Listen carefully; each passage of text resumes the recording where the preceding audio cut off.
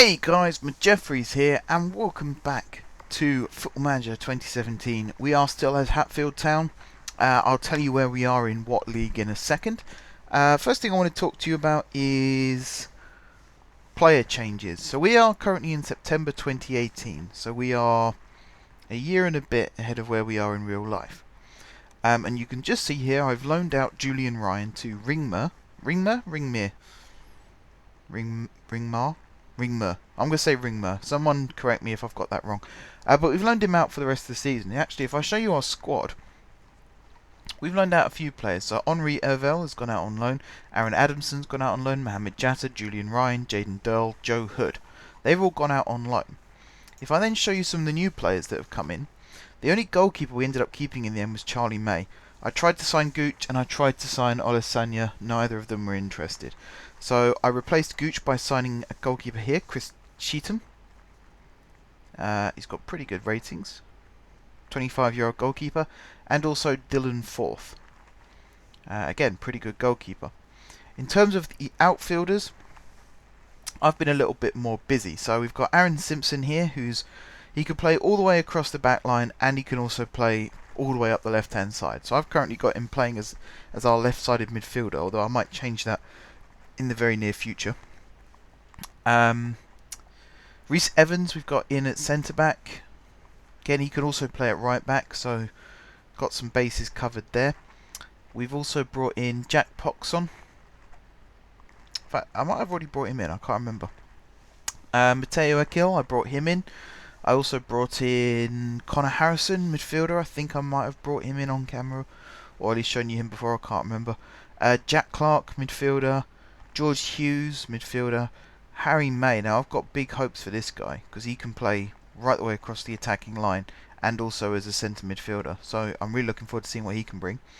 Kelsey Mooney, a young right winger. Brought him in. He's currently our starting right winger. Leon Broadhurst. Now, more about this guy in a second, because you might think, hang on, he's 36. But he's not just here as a player, so I'll come back to him in a second. We've also got here Romelo Nangle. You can play left midfield and up front. And then I've also brought in Sam Lawford and George Hassel. Hassel. Again, not really sure. Both of whom are strikers. And both of whom, again, looking pretty good. I've also got Fawudu back from loan. I think I call him Fidowu a lot, but his name is actually Fawudu. He's back from loan. I'm trying to loan him out again, actually, but no one seems to be really interested. Bearing in mind that we've basically got 8 players who can all play up front. So, yeah, that one would be a little bit nice to actually be able to clear some of those players out. Broadhurst, the reason I said we'll come back to him is because he's not just an attacking midfielder for us, he's also a scout. So if I show you his staff attributes, he's actually one of our main scouts. Good adaptability, great judging player ability, and also great judging player potential. He's now the main man out looking for players for us. If I show you the assignments, got lots of players being scouted here, ignore those. Down here, England, Broadhurst, 307 players he claims to have found, but none of them seem to show up.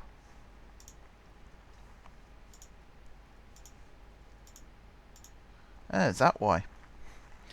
Okay, I might need to start taking a closer look at these guys. Like Lewis Hall, for example. Oh, I remember trying to sign him. He wasn't really interested in the end. Wonder if you're interested now. Well, you are, but I can't really afford your wages. No, absolutely no chance. Okay, so more players are now appearing. That's interesting. So I wonder why they weren't appearing here. Is it just because of this? So if I change that to very good. Ah, there we go. More people appearing. Okay, there's a couple of other players I tried to bring in during the pre-season. Liam Envermarum I was trying to bring in. See, he would be an interesting one to bring in. And in fact, I can't remember why the deal broke down. Let's see if I can actually bring him in as a non-contract player, because he'd be good to have in and around the team. Not that one. Or that one. Can I not bring you in part-time? See, I'll have to do that, but I'll be able to offer you a wage. Okay. Maybe that was a little too easy. I think I might have offered him too much money there. But yeah, we'll try and bring him in and see how that goes. Apart from that, I could do with another left winger. How good are you? Let's get you scouted. But yeah, I'm going to advance the... Actually, no, I'm going to scout this guy as well. And then I'm going to advance the game, because we have a match to play today. And before I do that, I'm going to show you the schedule. So here's how things have shaped up so far. We've had some pre-season friendlies. Again, most of which have ended in defeat, but again, most of these are money makers. So we had a 2-1 win against Carshalton, Clifton and Clark with the goals. Then we had loads of nil defeats. But again, as I say, money makers. So Aldershot, Blackburn, Villa, Cardiff, Birmingham, Bolton. 0-0 draw against Aylesbury. I was a bit disappointed about that one. But then we had a 3-1 win against Russian and Diamonds. Goals scored twice by Armu and once by Dinsmore. Then we had a 2-2 draw against Wanderers in our last friendly. Both goals from Armu. And then the league started. And so far we're 8th in the league. And we've won all but 2 of our matches. One was a draw and one was a defeat. Armu and Lawford getting the goals there. Clifton and Harrison getting the goals there. Clifton again scoring in the FA Cup preliminary round. That one, never mind. Stratford 1-0 1-1 Clifton with the goal. And then here, FA Cup first qualifying round against Lydney, we won 5-1. A hat-trick from Clifton, 1 from Dinsmore and 1 from Harrison. So I'm actually really pleased with the way the team is playing at the moment. There's certainly nothing bad about that. It's gelling nicely. The new players are fitting in. The old players are still stepping up to the plate. Dinsmore and Clifton are still irreplaceable up front, it seems. So I'm really, really happy with how things are going. I'm really looking forward to getting stuck into the league season and actually trying to get another promotion. Now, there's a couple of reasons I've brought you back here and now. One of which obviously is to show you how the team is looking at the start of the season and actually getting into this. The other reason is live streaming. People have asked me about live streaming, and it's not just one person. I think 3 different people have asked me about live streaming, and normally when 3 different people ask me the same kind of question, it tells me something. Obviously you guys want to see me live stream this, and I wouldn't mind live streaming this actually. Don't mind me skipping through all this whilst I'm talking, by the way, because most of it is pretty irrelevant stuff anyway. So yeah, I wouldn't mind live streaming this game. The question is, if I were to actually live stream it, would you guys watch it? That's the thing that's bothering me about this. Because actually, I would like to make the best use of my time, as I'm sure everybody would. And I have tried to live stream this in the past, and people didn't watch it, basically. And that's really disappointing when that sort of thing happens. So, if I was to live stream this, would you actually watch it, is what I'm asking. I want to make sure that I get the viewers. And then obviously I'll upload the live streams as videos afterwards. So, it's great that the videos are getting views, but I want to make sure that the live streams get certain views as well. Otherwise it's not worth my time doing it. Because I have to clear schedules, and I could be, doing uni work or making videos, or even just having some me time in those time slots. So if I have some sort of guarantee that people will watch the live streams, then of course I'm going to do them. I'm not going to say no, am I?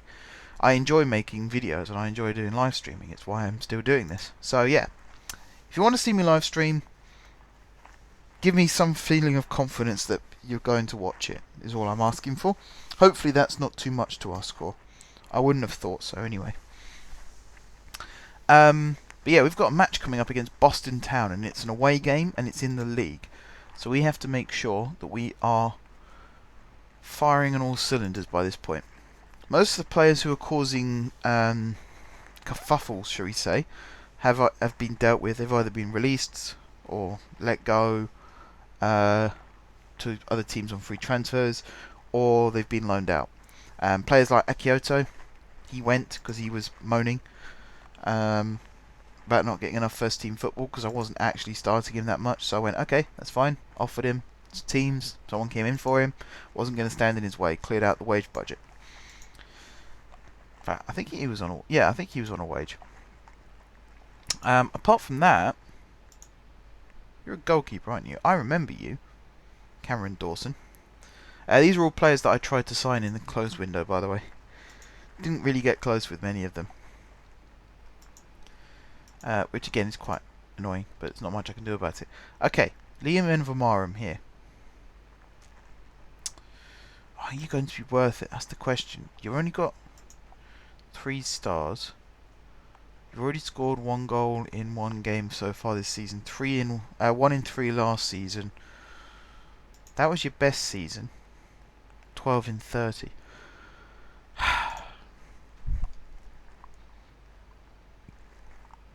I'll delay it for now. I might make the decision off camera.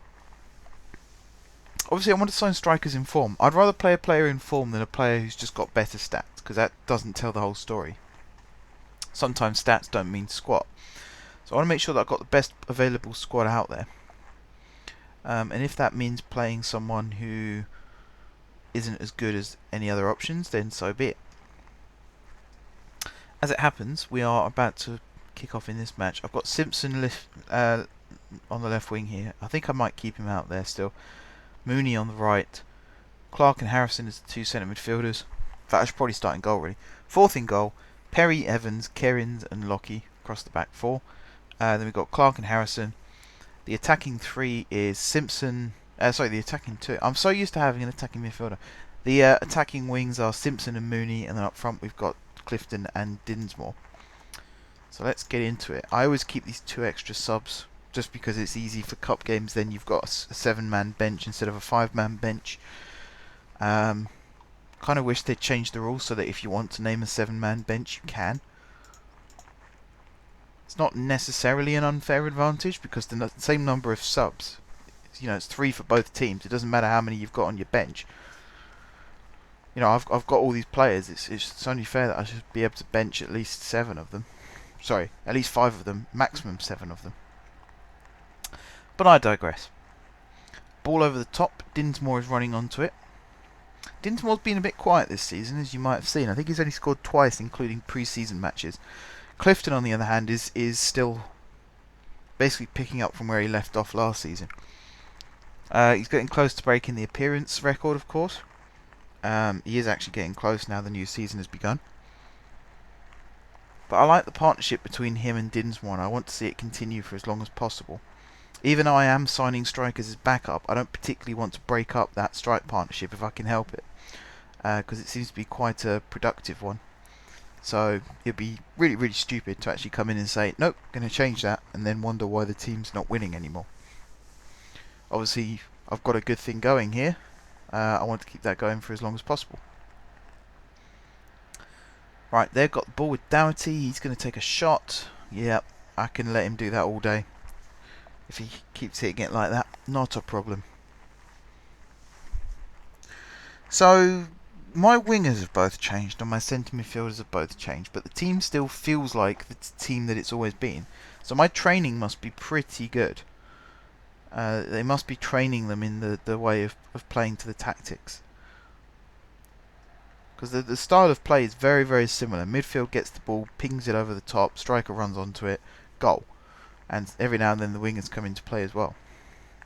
It's a working tactic, and I didn't think it would work. So I'm quite surprised. Obviously, I still prefer the 4-2-3-1. That's still my preferred tactic, and if I could play it, I would.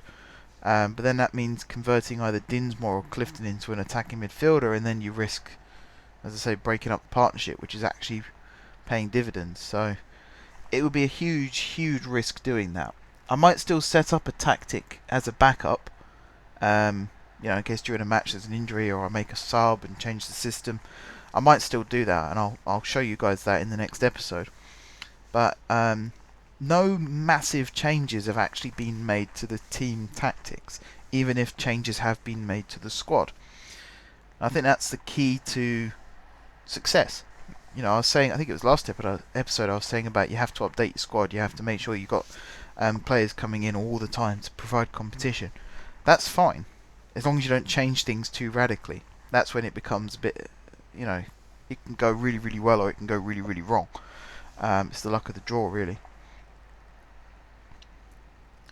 Right, long ball forward, headed away by Kerins. Good, good, good. Mooney on the ball here. Harrison. Great little ball around the corner to Lockie. He swings it in, headed away. Haven't really made ourselves many chances, even though apparently we've had 4 shots. None on target though, so that needs to change. Just got to get the ball, keep the ball. That's not keeping the ball now, is it, Harrison?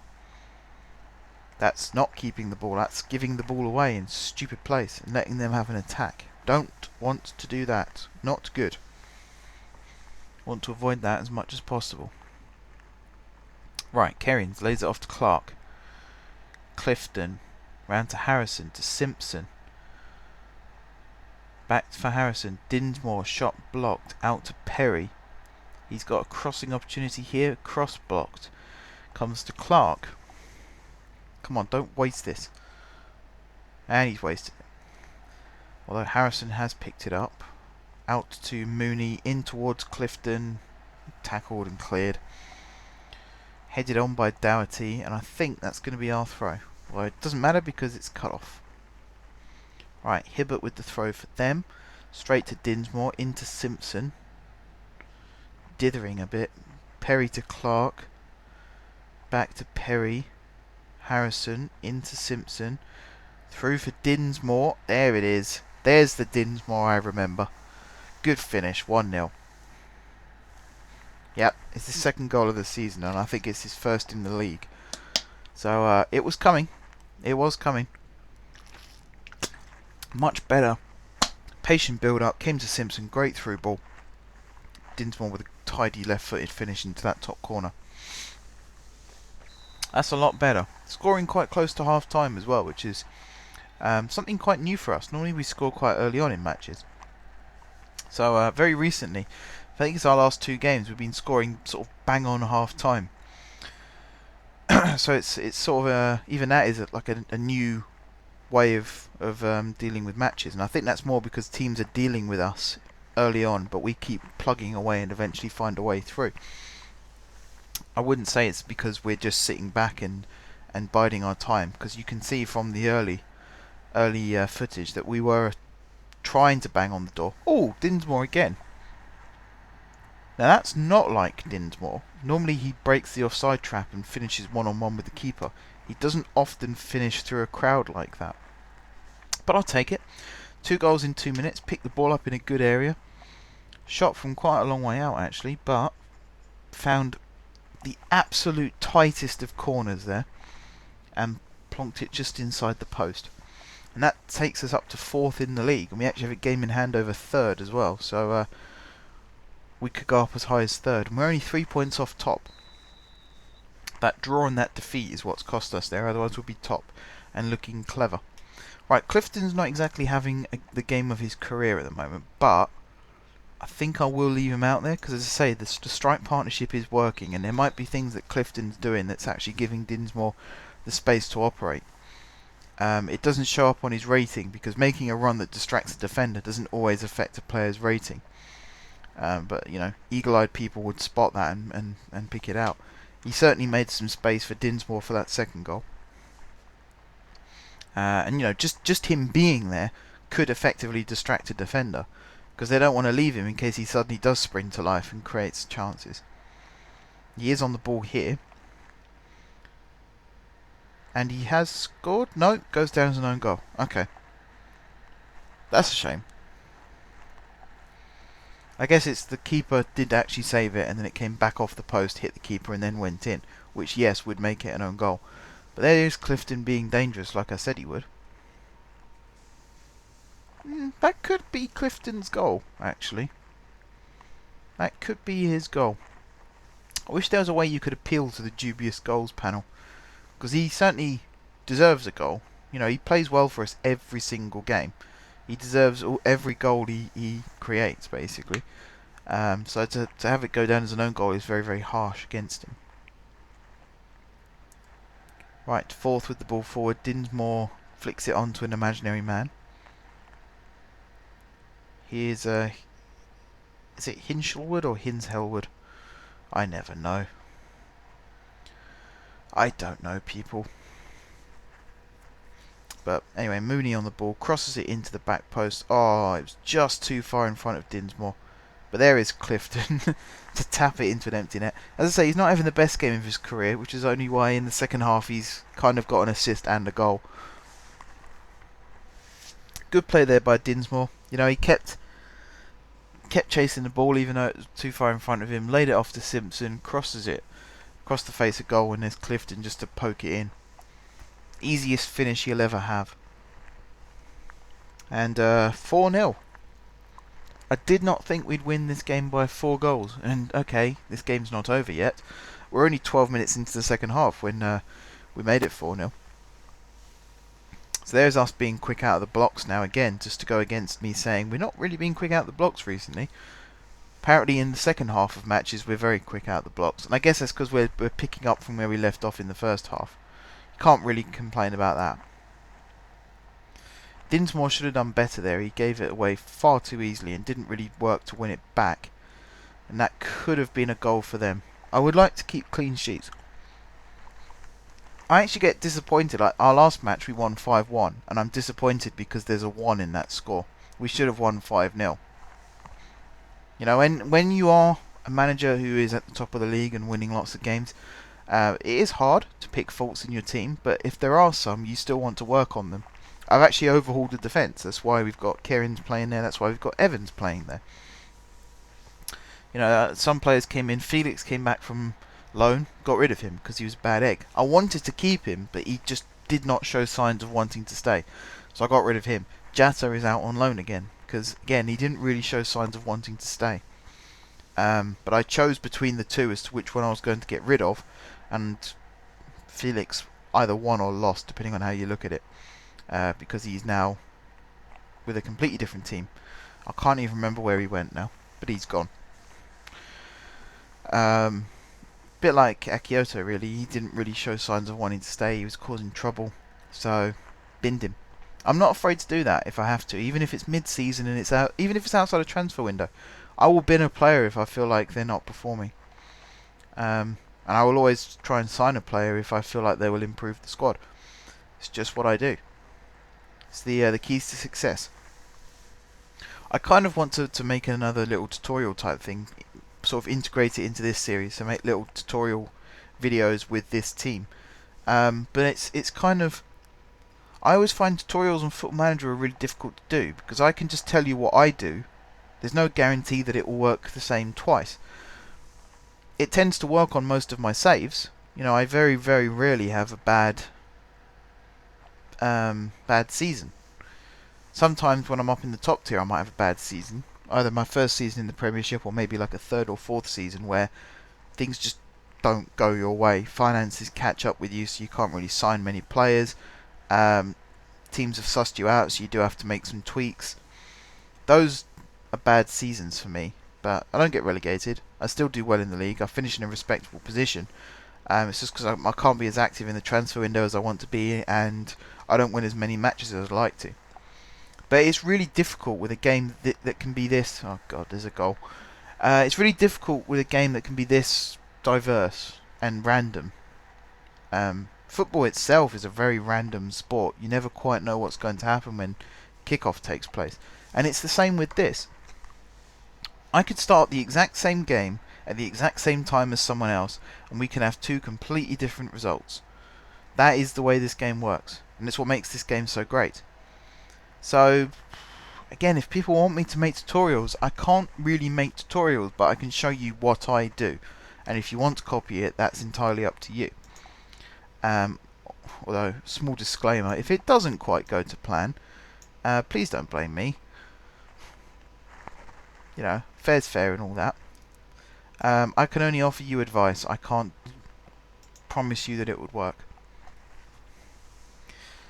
And there's me talking about tactics and things. That goal, very disappointing. Should have easily kept that one out. I don't like the way that it feels like we're taking our foot off the gas slightly. Simple shots like that, we should be doing better. Simpson should be beating his man and getting the ball across goal. That's why I'm making the subs. Clifton's coming off, he's looking a bit tired. Clifton's played every game this season, so there could be an element of fatigue creeping in as well. So Lawford has come on, and I've also brought McCarthy on. Is it McCarthy? Yeah, it is McCarthy, isn't it? For Perry. Just to see out the match. I might make a third sub if necessary. It very much depends on how these next couple of minutes go. There's 9 minutes of the game left. It's still 4-1. The team does tend to pick itself up again towards the end of matches, so it could be that this is all we needed, was just to shake it up a little bit. A couple of substitutions. No one's safe. That's the thing. Anyone could be subbed off. Doesn't just have to be about ratings and stamina. It could also be about bringing people in, giving them a chance, reminding people that their position isn't cemented even if they are playing well. There is always a chance that I'll rotate and drop. Got a big squad. You know, everyone deserves the game. Just little reminders like that keeps the players on their toes, keeps them performing. Here's McCarthy on the ball. Good pass down the line there to Simpson. Crosses it in. There's Dinsmore. Hat-trick. There we go. Little bit of a shake-up. All the credit should go to Simpson for the assist. Well, they're not wrong. It was a very good assist. Again, made it a very, very easy finish for Dinsmore. I guess that's one of the keys to them playing so well, Dinsmore and Clifton, is a lot of their goals come in situations like this where it is very, very easy to score. It's actually harder to miss than score. So I'm very, very happy in those situations. Cannot possibly complain. Right, there's Smith with the ball. Coley. Is he going to cross it? Pulls it back. Good challenge by Lockie. Mooney with the ball down the line. Dinsmore couldn't quite beat his man, but he does still have the ball. Clever pass there to Harrison, into Lawford. He has a shooting opportunity. Oh, less said about that, the better, I think. If I say he's got a good shooting opportunity and he goes and slices it wide. Dinsmore with the cross. Their keeper comes and claims. Still got 5 minutes left. This end of the match is going very, very slowly. Their keeper's dithering, but he does punt it forward. Okay, okay. Good save. Well played fourth. That was way too easy. O'Connell should never have got through that far. That was poor defending. Dougherty now with the cross. Into the centre, headed away by Harrison. Again, got men covering the front post, the near post, the 6-yard box. Penalty spot. I tend to dot players around crucial areas. It's kind of a mix between man marking and zonal marking. I do try and cover their main targets, so that, you know, their main threats will get marked. But at the same time, I will also mark key areas of the box. Oh, Dinsmore 4, 6-1 in total. But yeah, I will try and cover key areas of the box as well, just to stop the ball from coming in. So the near post is always the first port of call. Stop the cross coming in at the near post. That's a good ball by McCarthy. That's a very good header from Dinsmore. Very hard to steer it into that bottom corner. He made it look easy. Good play from the three on the left, and yeah, Dinsmore now has gone from 1 goal this season to 5 this season in a single game. And it's a day where Clifton might not have had the best match, but Dinsmore certainly did. I say Clifton didn't have a very good match. He did get an assist and he still managed to score a goal. And that's him not having a good day. Small idea there as to how good he can actually be for us. Right, Harrison on the ball, into Lawford, round the corner to Dinsmore. There's the shot over the bar. Would it be a bit too cheeky if he got a fifth? I think it would. I think it'd be starting to take the mickey a bit there. We are still the underdogs in this league. We are still the little boys that have just been promoted. We certainly know how to bark loudly at the opposition, but we still need to remember our places, let's say, and not get carried away with the results and take the mickey out of the bigger teams. We have to show a lot of respect. That being said, I wouldn't mind grabbing a 7th because goal difference can be quite important. In fact, I can't even see our goal difference. Ooh, Dinsmore did have an opportunity there. There we go. Goal difference is +7, so it's not even the best in the league at the moment. Improvement required. I seem to have a really big screen now. I think it's because I was playing on my laptop a little bit on this save, and because the screen's a lot smaller, everything got scrunched up and put a lot closer together. That's a disappointing goal to concede. Sort of saw it out the corner of my eye. 91st minute as well. We should not be conceding goals in the 91st minute of games. That's so poor. So I've got loads of extra room now to do this. Crosses completed. Yeah. Free kicks, why not? Kilometres run. That'll do. That should fill it up. Yes, it does. So we're running 5 kilometres more on average than the opposition. That's impressive. The players move around a lot. As you can see, our goal difference needs improving still. 6. We're still 2 behind best in the league. So you can see we've scored 11. We've conceded 5. I would like that to be better. We've conceded a goal a game essentially this season and scored 2.2 goals per game on average. So I would definitely like that to improve. But that is us done. We did win 6-2. I can't complain too much because we did score 6 and Dinsmore did score 4. However, this 2 is the disappointment. I want that 2 to disappear in future. I want there to be a lot of something nils rather than something 1s or something 2s or something 3s. 5-3 seems to be quite a common score that I win by. So I definitely want that to turn into, even if it turns into like a 3-0 to us. We sacrificed 2 goals in order to stop them scoring 3. I'm happy to do that. But I think this episode is pretty much run its length. It's 31 minutes, 32 around by the time I finish the outro and stuff. But once again, I will say about the live streaming. If you really want me to live stream, let me know. Also, give me a basic idea of what sort of times you want me to live stream. I assume people who want me to live stream are all in and around the UK.